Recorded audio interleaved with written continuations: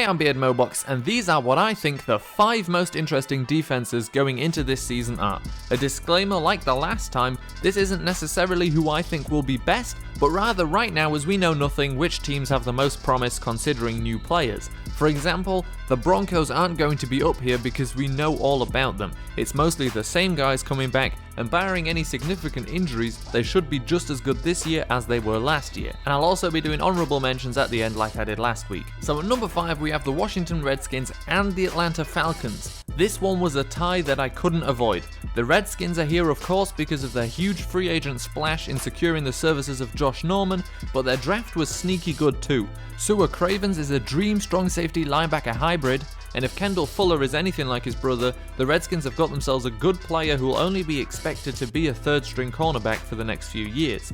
The Falcons got themselves a hybrid too in Deion Jones, who could turn out a lot like Jamie Collins, and in Keanu Neal they have a huge hitting safety with game-changing ability. They also brought in some potential free agency steals in Derek Shelby and Courtney Upshaw. At number 4 we have the Oakland Raiders. The Raiders are here mainly because of their free agency, but they made some solid picks in the draft too. Bruce Irvin, Sean Smith and Reggie Nelson all figure to have big impact on a defense that is improving year on year but hasn't quite been there yet, but they could be this year.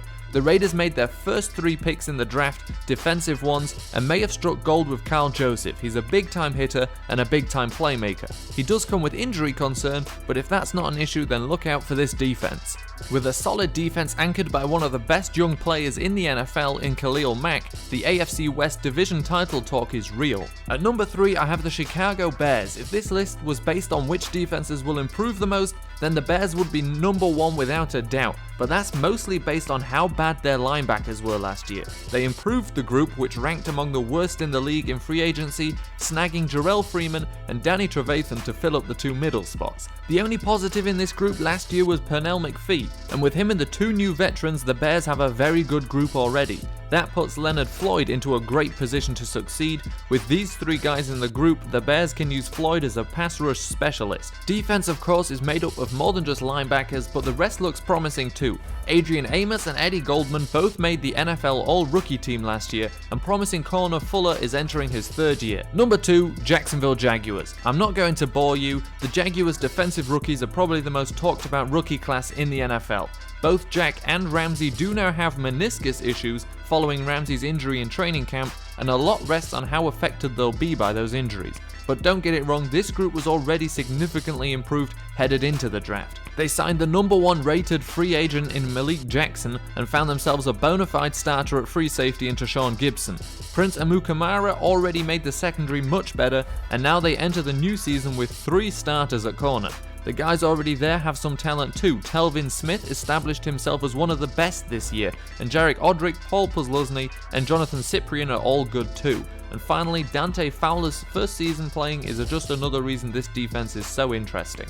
Number 1, the Arizona Cardinals. This kinda goes against what I said at the start about not including very good defenses, but for good reason. The Cardinals defense was one of the best last year, but it wasn't without its flaws. They lacked a pass rush, which they addressed by trading for Chandler Jones. They further addressed it by drafting Robert Kimdichie, who as long as he can stay out of trouble, which he should do in that organization, will be a very good player in the interior. Perhaps an underrated free agency pickup is Tyvon Branch, who when healthy was very good with the Raiders at strong safety.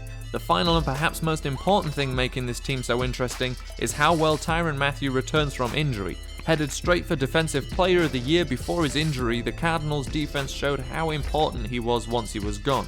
It feels like cheating putting an already great defense up here, but it was deserved. On to the honourable mentions, and we start with the Buccaneers because they've got a cornerback party going on over there now with Werner, Grimes and Hargreaves. The Chargers because the Bosa pick was an odd one but not a bad one, and Weddle is of course somewhere else this year, so that'll be interesting. The Cowboys because will Jalen Smith manage to play this year like the Cowboys are hoping, and how will the pass rush look? The Bills may even have made the top 5 had it not been for Lawson's injury that will see him miss a lot of time, and Ragland will be interesting to see too. The Lions because the addition of A'Shawn Robinson and his impact as an attention demander in the middle on Ezekiel Ansah. The Panthers who run a system that doesn't depend on excellent cornerbacks, but it will be interesting to see what life without Norman looks like. The Rams, because they lost two long-time leaders on defense in James Laurinaitis and Chris Long, even if their impact had started to decline on the field. And the Chiefs, there's a couple of injury worries here, most notably Justin Houston, and watching Peters as a clear number one corner will be interesting too. The Steelers have a new secondary and it needs to step up its play. Will the rookies help from day one?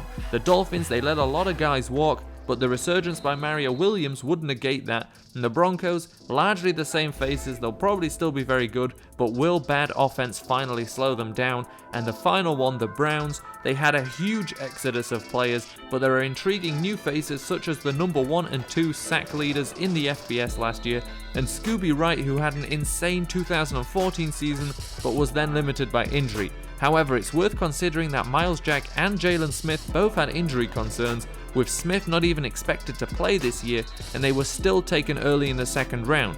It's not just injury alone that saw Wright go late in the draft, although it did make him slide much further.